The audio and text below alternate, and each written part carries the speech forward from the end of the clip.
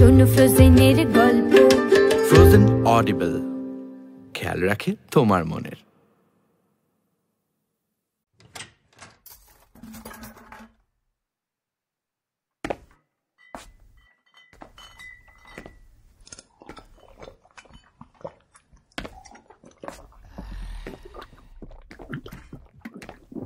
ছি ছি ছি রে ম্যাকি ছি, ছি ছি ছি রে ম্যাকি ছি, ছি ছি ছি, ছি ছি ছি রে ম্যাকি ছি, ছি ছি ছি রে ম্যাকি ছি, ছি ছি ছি। Stepmom.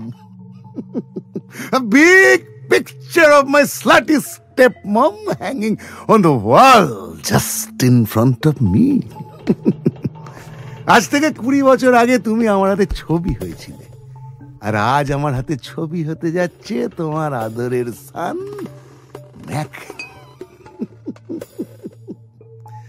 তুমি যেমন আমার জীবনে গ্রহণ নিয়ে এসেছিলে, তেমনি আমি ছিলাম তোমার ওই ছেলে ম্যাকের জীবনের সবচেয়ে বড় গ্রহণ। তবে পার্থক্যটা কি জানো?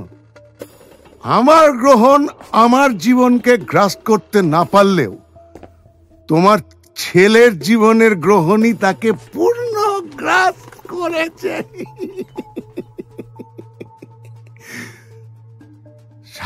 7টা খুনের দায় ওর মাথার ওপর, ফাঁসি তো ওর হবেই। সালা, এই না হলে প্রতিশোধ নেয়া। তুমি আমার ছোটবেলা স্বপ্ন, ইচ্ছা, মানসিকতা সবকিছু নষ্ট করেছিলে, সবকিছু নষ্ট করেছিলে। আর আমি আমার ওই সঙ্গম ব্রাদার, তোমার ছেলে যতদিন বেঁচে ছিল প্রতিশোধ নিয়েছি। আজ আবার ওর মৃত্যুই আমাকে পাইয়ে দেবে আমার খোয়ানো সম্মান, মেডেল, উত্তরীয়, তালি, স্যালুট, আরো কত কি।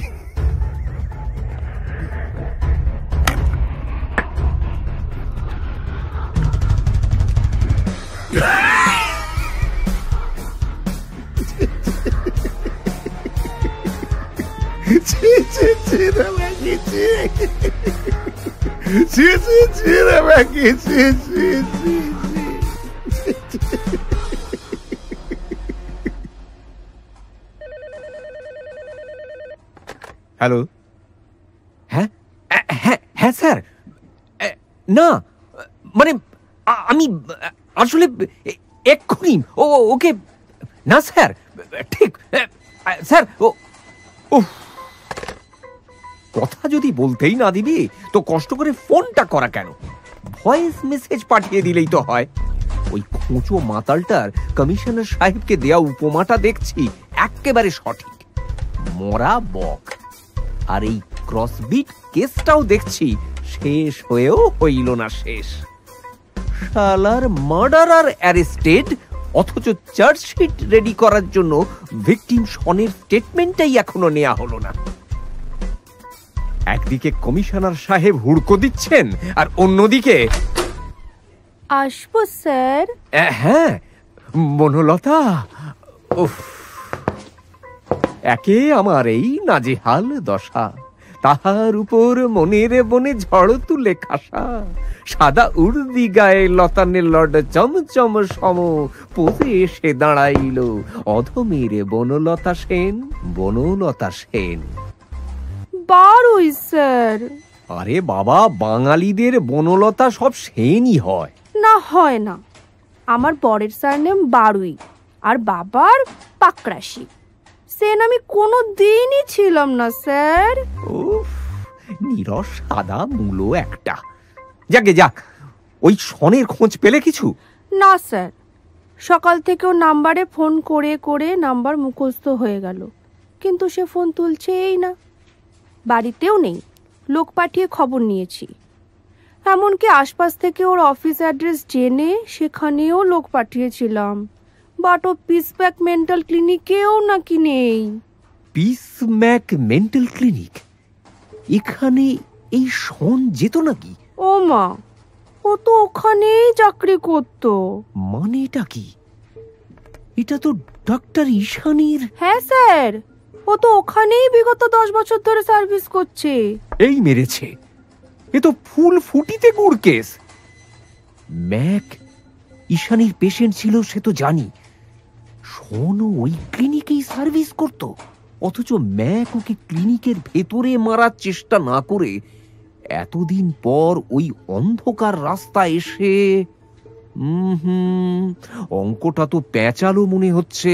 আচ্ছা আচ্ছা বনলতা, এখানে আমার যাকে মূল প্যাঁচাল পাকিয়েছে বলে সন্দেহ হচ্ছে, তোমারও কি তাকেই? একদম স্যার। দেখ না না, অমন সুন্দর চকচকে দেখতে একটা মেয়ে, কত শিক্ষিত বুদ্ধিমতী ওই মেয়ে, এরকম একটা কেসে কিছুতেই প্যাঁচাল পারতে পারে না। এই রে, এখন আবার জগদম্বা বউয়ের ফোন কেন? হ্যাঁ হ্যালো, হ্যাঁ বলো বলো। আমার বিচি চাই। সে কি? কার? ভেড়ার 1 কিলো। আমার দুটো মিলালেও তো অত ওজন হবে না গো। আমার নকল ভেড়া নয়, আসল ভেড়ার চাই। ফেরার সময় নিয়ে ঢুকবে, নইলে। আচ্ছা আচ্ছা, ঠিক আছে ঠিক আছে ঠিক আছে, কিন্তু কেন লাগবে যদি? কেন আবার? আমার মিয়ার পাতলা পটি হচ্ছে, ডাক্তার বলেছে খাওয়াতে হবে ভেড়ার বিচি। তবেই আটকাবে মিয়ার পেছনের ছেপি, তাই তো? হ্যাঁ তাই, মনে করে নিয়ে বাড়ি ঢুকবে। একেও তো আমি সুন্দর দেখেই বিয়ে করেছিলাম, কিন্তু দিন দিন তো এর দরজালপনা বেড়েই চলেছে। না, সুন্দরে মজে লাভ নেই, সন্দেহ যখন হয়েছে একবার ব্যাপারটা জেনেই আসি। বনলতা, ড্রাইভারকে গাড়ি বার করতে বলো তো। কোথায় যাবেন স্যার? বিচি আনতে? হ্যাঁ, ধ্যাৎ, ঈশানীর কাছে চলো।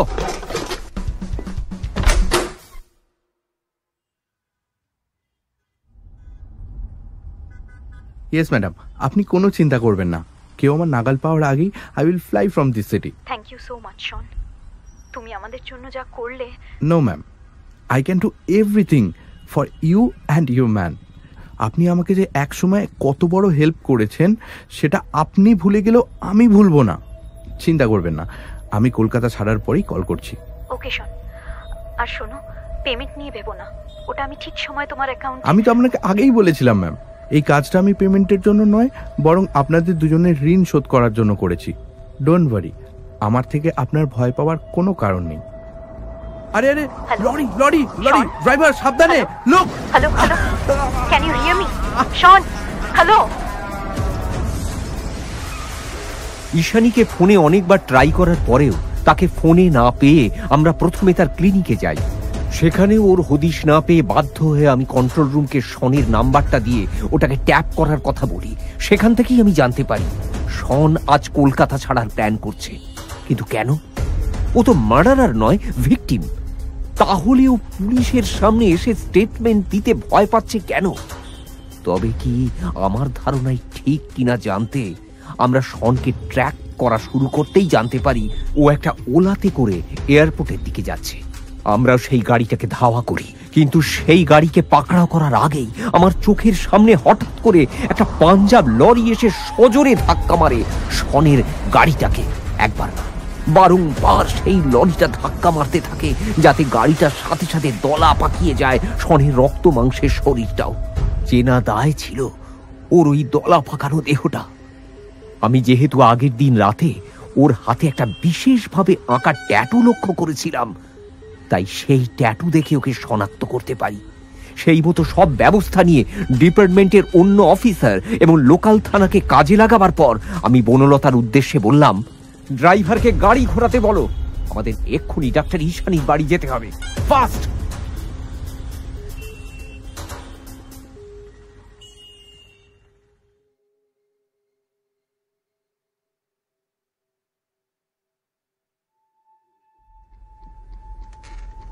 জানো নাকি চাঁদ, নীল কস্তুরী আভার চাঁদ?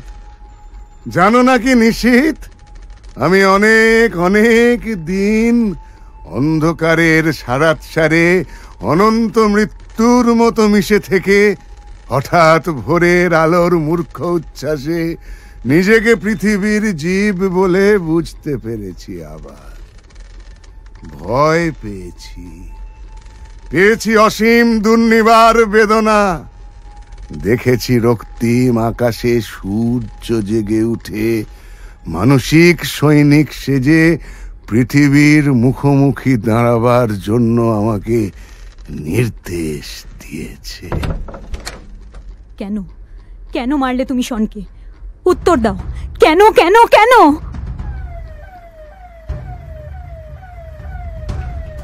অল্প কিছুক্ষণের মধ্যেই আমি আমার ফোর্স নিয়ে হাজির হলাম সরাসরি ডাক্তার ঈশানীর বাড়িতে।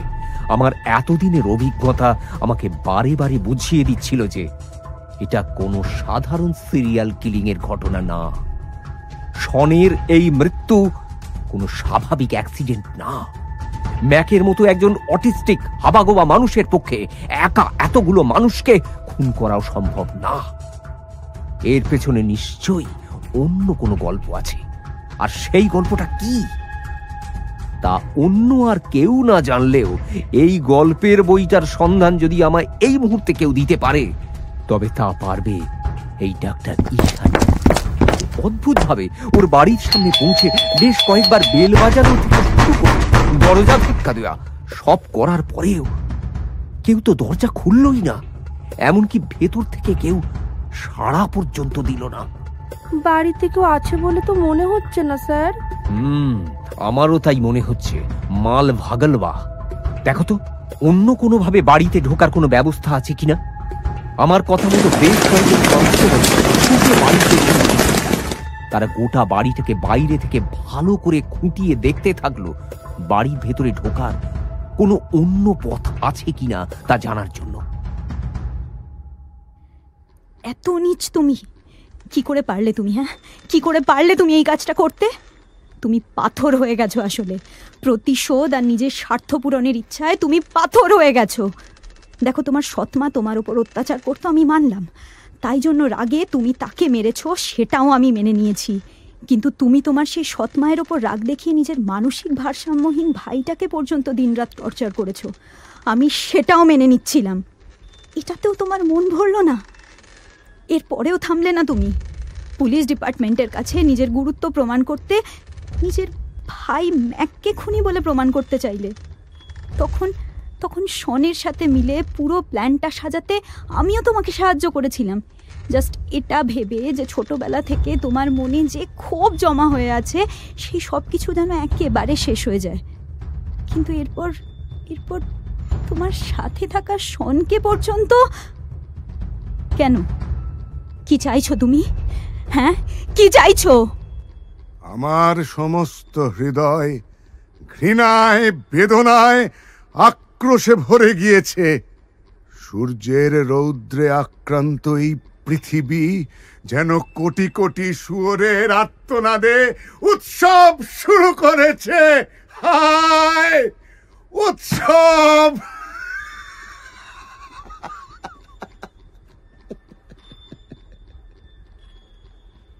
হৃদয়ের অবিরল অন্ধকারের ভিতর সূর্যকে ডুবিয়ে ফেলে আবার ঘুমোতে চেয়েছি আমি। অন্ধকারের স্তনের ভিতর, যোনির ভিতর অনন্ত মৃত্যুর মতো মিশে থাকতে চেয়েছি।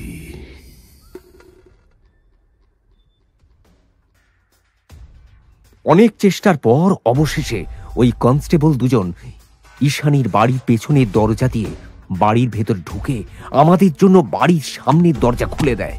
তারপর একে একে আমরা ঘরে ঢুকে গোটা বাড়িটাকে সার্চ করা শুরু করি। আমার কেন জানি না বারবার মনে হতে থাকে এখান থেকে এমন কিছু আমি পাবো যার জন্য এই কেসটার একটা সম্পূর্ণ অন্য দিক আমাদের সকলের সামনে খুলে যাবে। কিন্তু সেটা যে ঠিক কি তা আমি তখনও সত্যি বুঝতে পারছিলাম না। আর তাই আমাদের খোঁজার কোনো শেষ ছিল না। ড্রয়িং, বেডরুম, কিচেন, এমনকি ওয়াশরুম পর্যন্ত আমি তছনছ করে খুঁজতে থাকি। সার্চ ওয়ারেন্ট ছাড়া এইভাবে হুট করে বাড়ির মালিকের অনুপস্থিতিতে তাকে না জানিয়ে তারই বাড়ি সার্চ করায় পরবর্তীকালে আমার সমস্যা হতে পারে জেনেও আমি এই রিস্কটুকু নিতে বাধ্য হলাম। আমি জানতাম আমি এখানে কিছু না কিছু নিশ্চয়ই পাবো, কিন্তু না, টানা 1 ঘন্টা গোটা বাড়িটার প্রতিটা ঘর থেকে শুরু করে প্রতিটা কোণ তন্ন তন্ন করে খুঁজেও আমি তেমন কিচ্ছু পেলাম না। ঠিক সেই সময় বনলতা হাতে একটা ফটো অ্যালবাম নিয়ে আমার দিকে এগিয়ে এসে বলল, দেখুন স্যার, কনে সাজে ডক্টর ঈশানীকে কি সুন্দর লাগছিল ওনার বিয়ের দিন। দূর বাবা, এখন কি কি বললে? ডক্টর ঈশানীর বিয়ে? উনি বিবাহিত? ও মা, আপনি জানতেন না? এই তো এখানে তো ওনার বরের ছবিও রয়েছে, এই দেখুন না। কই দেখি।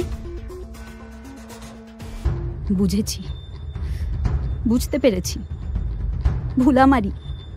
তোমাকে বিশ্বাস করে, তোমার প্রতি সহানুভূতিশীল হয়ে, তোমাকে ভালোবেসে এতদিন চুপ করে থেকেছি আমি। সাথে থেকেছি, তোমার প্রত্যেকটা অপরাধে তোমার সাথে থেকেছি, কিন্তু আর না, আর না। আমি বুঝতে পেরে গেছি তুমি মানুষ না, মানুষের বেশে একটা হে নর, হে নারী, তোমাদের পৃথিবীকে চিনিনি কোনোদিন। আমি অন্য কোনো নক্ষত্রের জীব নই, যেখানে স্পন্দন, সংঘর্ষ, গতি, যেখানে উদ্যম, চিন্তা, কাজ, সেখানেই সূর্য, পৃথিবী, বৃহস্পতি, কালপুরুষ, অনন্ত আকাশ গ্রন্থি।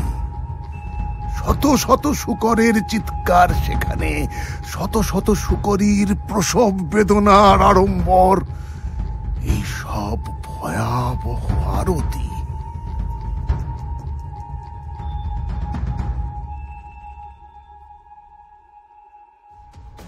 ছবিটা হাতে নিয়ে চমকে উঠলাম আমি সত্যি এতটা কল্পনাও করিনি। আমার ধারণাই তবে ঠিক হলো। এই একটা ছবি সম্পূর্ণভাবে ঘুরিয়ে দিল আমার এই কেসের সম্পূর্ণ অভিমুখ। কিন্তু ঈশানী কোথায়?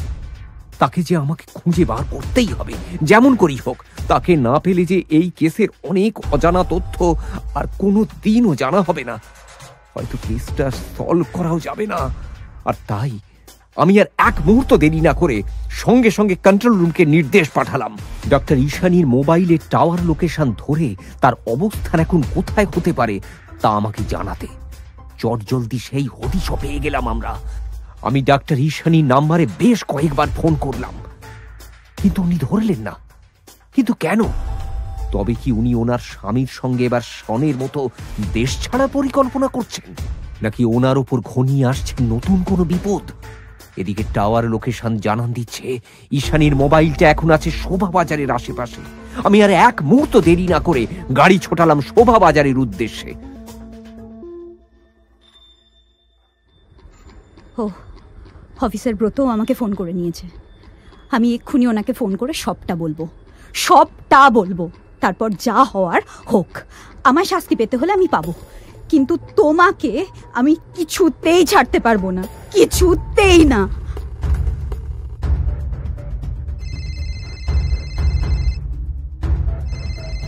ডক্টর ঈশানী কল করছেন, তার মানে hello hello hello officer, doctor Ishani. হ্যাঁ আমি। হ্যালো। গভীর অন্ধকারের ঘুমের আস্বাদে আমার আত্মা লালিত। আমাকে কেন জাগাতে চাও?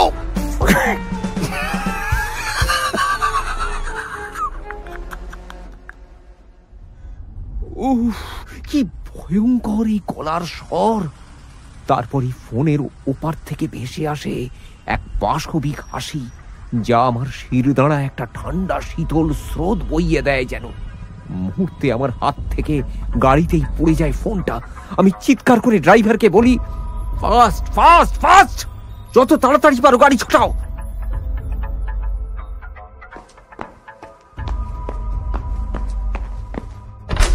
কি বলছো তুমি ব্রতত? Are you sure? Absolutely sir. Doctor ঈশানীর মৃত্যুর পর ওর লাশের আশপাশ থেকে আমাদের ফরেনসিক টিম যেটুকু এভিডেন্স কালেক্ট করেছে তা পুরোপুরিভাবে সেই দিকেই ইন্ডিকেট করছে। এখন অপেক্ষা শুধু আপনার অর্ডারের। তাহলেই আমি তো এখন এটা বুঝতে পারছি না যে ডক্টর ঈশানীর মতন একজন শিক্ষিতা বুদ্ধিমতী মেয়ে ওর সঙ্গে এইভাবে জড়িয়ে পড়লো কিভাবে। যেভাবে আপনি ওকে ভরসা করে ওর হাতে এই কেসের সব দায়িত্ব তুলে দিয়েছিলেন ঠিক সেইভাবে। লোকটা যতই অন্যরকম হোক, ওর বুদ্ধিমত্তা থেকে কথা বলার ভঙ্গি সবকিছুর মধ্যেই যে একটা ক্যারিশমা আছে তা কিন্তু আমিও এখন আর অগ্রাহ্য করতে পারছি না স্যার। তুমি বুঝতে পারছো না ওকে ওকে ধরার আগে এই খবর মিডিয়ায় জানাজানি হলে কি সাংঘাতিক কাণ্ড হবে। না না না, আমি আর এক মুহূর্ত দেরি করতে চাইছি না। আজকের মধ্যেই ওকে অ্যারেস্ট করতে হবে। আমি তোমাকে অর্ডার দিচ্ছি। না না, দাঁড়াও দাঁড়াও দাঁড়াও দাঁড়াও। কি হলো স্যার? আমাদের হাতে কিন্তু সত্যি আর বেশি সময় নেই। ও কিন্তু জেনে গেছে যে আমরা জেনে গেছি যে ওই কালপ্রিট। সেইখানেই তো সব থেকে বড় চিন্তা ব্রত। তো ওকে আমি সেই ট্রেনিং এর দিন থেকে চিনি। একজন ক্রিমিনাল যা ভাবে ওর ভাবনা শুরু হয় তার এক ধাপ উপর থেকে। আর তাই আমরা ওকে ধরতে যাব আর টুক করে ও নিজেকে ধরা দিয়ে দেবে, এমনটা ভাবা একেবারেই উচিত হবে না। ভুলে যেও না, ও আমাদের ডিপার্টমেন্টের স্ট্রং সাইড এবং উইক সাইড দুটো দিকই কিন্তু ভালোভাবে জানে। আর তাই তাহলে কি করতে বলছেন আপনি? Proper planning. একজন দাগী ক্রিমিনালকে ধরার আগে যেমন আমাদের প্রপার প্ল্যানিং থাকে, এক্ষেত্রেও তেমনটাই করে আমাদেরকে যেতে হবে। আর হ্যাঁ, এই অপারেশন তুমি লিড করলেও আমি যাব তোমার সঙ্গে। আপনি? কিন্তু আপনি থাকতে না, কেসটা তোমার, এটা সলভ তুমিই করেছো, তাই অপারেশনটা লিড তুমিই করবে। আমি যাব কারণ এখানে আমার থেকে ভালো ওকে অন্য কেউ চেনে না, কেউ না। Hey, Stepson. K? Your stepmom wants to see you naked again. না না না না, কিছুতেই না। এ হতে পারে না। তুমি ফিরে আসতে পারো না। আজ থেকে 20 বছর আগে আমি তোমাকে নিজের হাতে মেরেছি, আর তুমি কি করে মনে নেই?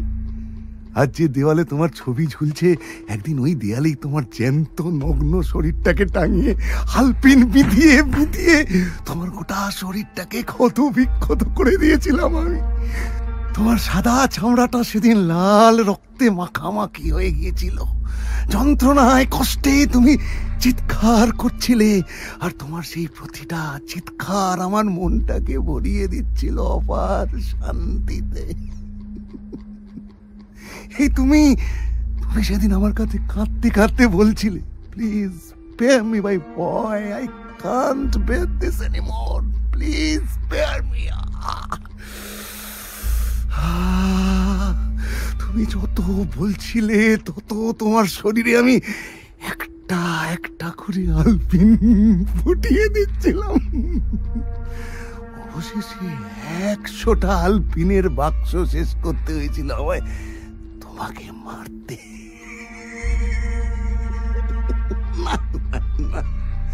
তুমি ফিরে আসবে কি করে? শুধু তুমি তো নয়, তোমার মতো আরো আরো অনেককে মেরেছি। যতদিন বাঁচবো ততদিন মারবো, মেরেই যাবো, কাউকে ছাড়বো না, কাউকে না। Take off your shirt first. Now pull off your pants, your shorts. I just love your gadget. Now put it on your neck. এসব কি? A collar belt. As long as it will remain on your neck, I will be your mistress and you are my sweet slave.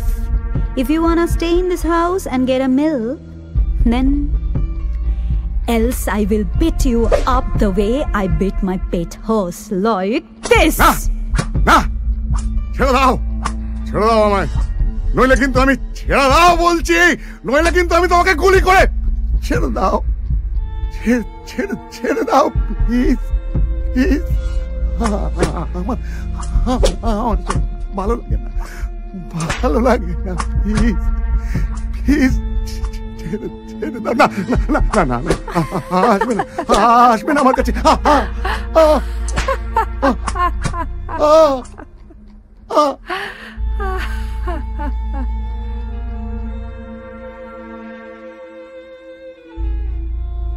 Commissioner সাহেবের কথা মতোই আমরা proper planning করেই সেদিন গেলাম প্রথমে পোখরাজের পাতিপুকুরের বাড়িতে। কিন্তু সেখানে তাকে না পাওয়ায় কমিশনার সাহেবই বললেন, আমি জানি ও কোথায় আছে। শেক্সপিয়ার সরণিত ওর পুরনো বাড়ি, ওখানেই ওর ছোটবেলা কেটেছে। ও এখন যে মানসিক পরিস্থিতির মধ্যে বিরাজ করছে তাতে ওর ওখানে থাকাটাই স্বাভাবিক। সবাইকে বলো ওদিকে যেতে। মুহূর্তে আমাদের সমস্ত ফোর্স নিয়ে আমরা রওনা হলাম একেবারে ওই বাড়ির দিকে। কমিশনার সাহেবের নির্দেশে ট্রাফিক সিগন্যালগুলোকে আগে থেকেই বলা ছিল, তাই ফাঁকা রাস্তা পেতে আমাদের এতটুকু অসুবিধা হলো না। ঝড়ের গতিতে আমরা পৌঁছালাম একেবারে শেক্সপিয়ার সরণিতে পোখরাজের পুরনো বাড়িতে। বাড়িটা যে বহু পুরনো তা সেই বাড়ির হাল দেখেই বোঝা যাচ্ছিল। এইরকম একটা বাড়িতে এত ফোর্স নিয়ে যে ওঠা বিপজ্জনক তা বুঝে আমি আর স্যার দুটো টিম নিয়ে বাড়ির ভেতরে ঢুকলাম আর বাকিদের বললাম গোটা বাড়িটাকে ঘিরে ফেলতে।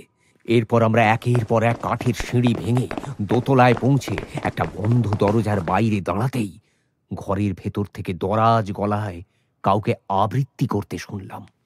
শোনা গেল লাশ কাটা ঘরে নিয়ে গেছে তারে কাল রাতে, ফাল্গুনের রাতের আঁধারে, যখন গিয়েছে ডুবে পূর্ণিমার চাঁদ, মরিবার হলো তার স্বাদ।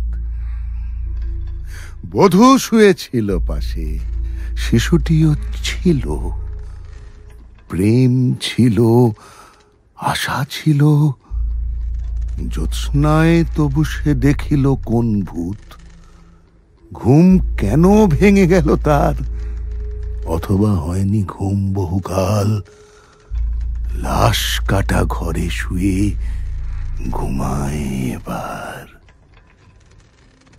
এই ঘুম চেয়েছিল বুঝি, রক্ত ফেনা মাখা মুখে মড়কে ইঁদুরের মতো ঘাড় গুঁজি, আধার ঘুঁজির বুকে ঘুমায় এবার।